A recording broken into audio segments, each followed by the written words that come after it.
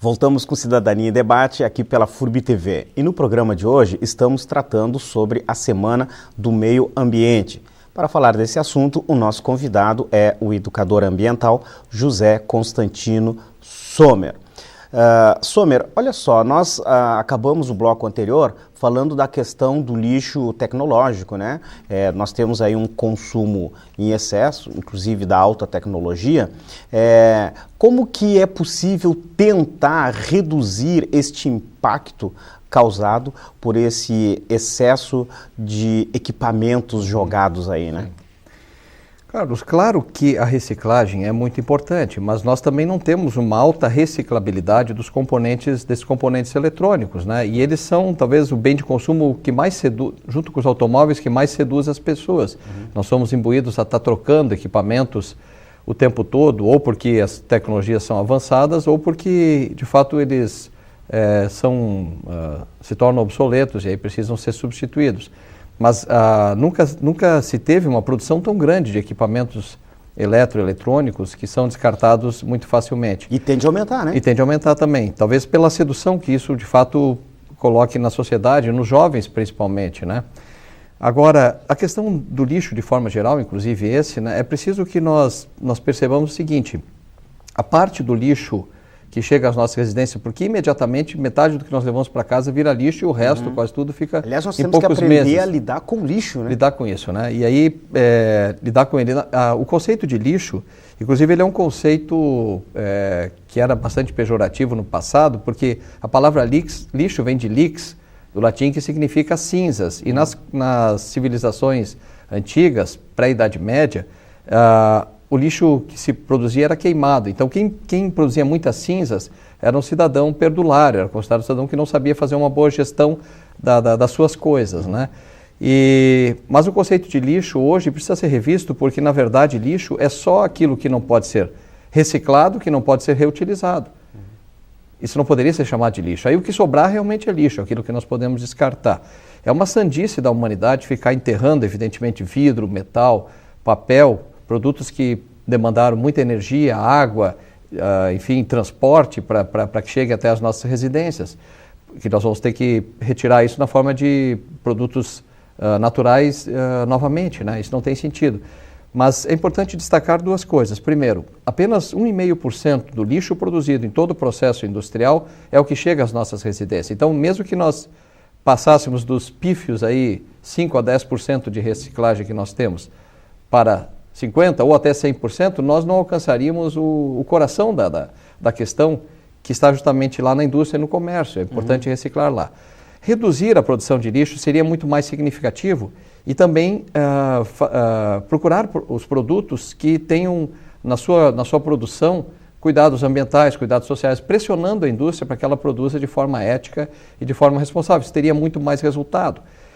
Por outro lado, mesmo com relação ao lixo, há a fração orgânica que corresponde mais ou menos à metade, restos de frutas, cascas, alimentos e tal, ela tem um impacto ambiental muito maior porque ela é produtora de chorume, contaminação, micro-organismos, no solo, na água, do lençol freático, e nós não damos importância para isso. Aliás, passa batido, né? Passa batido.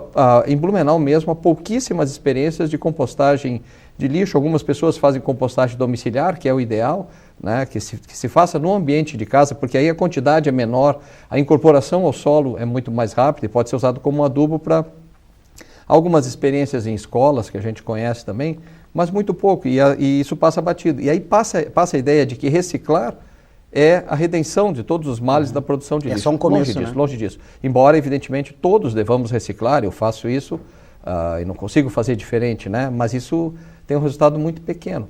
Talvez o maior resultado seja justamente abrir espaço para uma conscientização maior das pessoas por aí. Acho que é um elemento de educação ambiental importante, né? Assim como a conservação de outros produtos, mas do ponto de vista de gerenciamento de resíduos, o resultado é muito pequeno. Se a gente tivesse que medir hoje o impacto, né, porque a gente vê aí a questão da tecnologia, você levanta essa questão de restos de alimentos que a gente acaba muitas vezes descartando de forma errada, mas se a gente pegasse isso isso tudo, né? E fôssemos medir o impacto, inclusive colocando a questão da indústria automobilística, né? Sim, claro. Qual é o grande problema que nós temos e que precisaria ser resolvido de imediato? Olha, Carlos, é claro que essa questão do lixo, do descarte, da produção, etc., é um elemento importante. E ele tem sido tratado talvez como mais importante. Mas eu considero que pelo menos 3 coisas que precisariam ter um destaque muito maior. Um deles está relacionado à produção de gases atmosféricos poluentes que alteram o clima, que alteram a vida nas cidades, né? Drasticamente. As pessoas que vivem em cidades extremamente poluídas, elas se tornam fumantes involuntários, né? Um dado que eu acho impressionante, que uma pessoa que vive na cidade de São Paulo, ou que trabalha no centro de São Paulo, a fumaça que ela respira é equivalente à fumaça de 2 cigarros. Então veja o impacto que isso gera. Em menor escala nós vamos ter isso em cidades, até mesmo cidade de médio porte como Blumenau. Esse é um problema que nós teríamos que ver até por conta das mudanças climáticas que impõem aí prejuízos enormes para as pessoas, nos países mais pobres principalmente.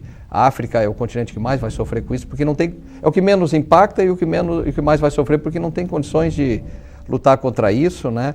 Há a questão da destruição dos ecossistemas, que é muito preocupante. Um problema sério que está acontecendo é o desaparecimento de insetos, inclusive abelhas, por conta da destruição dos seus ecossistemas, para fazerem a polinização cruzada de plantas na agricultura. Nos Estados Unidos já se leva abelhas de caminhão para poder fazer áreas de agricultura. Eu tenho notícia aqui no Rio Grande do Sul, agricultores fazendo polinização com os dedos, quer dizer, é impossível imaginar produzir alimento para tanta gente, mesmo que tivéssemos uma tecnologia, sem o consórcio dos meios naturais, dos insetos, dos morcegos, das aves, né? E outra é a poluição dos recursos hídricos, porque é muito comum as pessoas dizerem assim, tá, mas nós temos os oceanos vastos aí com muita água. Dessalinizar a água do mar significa tomar banho com preço de água mineral, isso é impossível. E como transportar para áreas mais altas, que gasto de energia vai ter?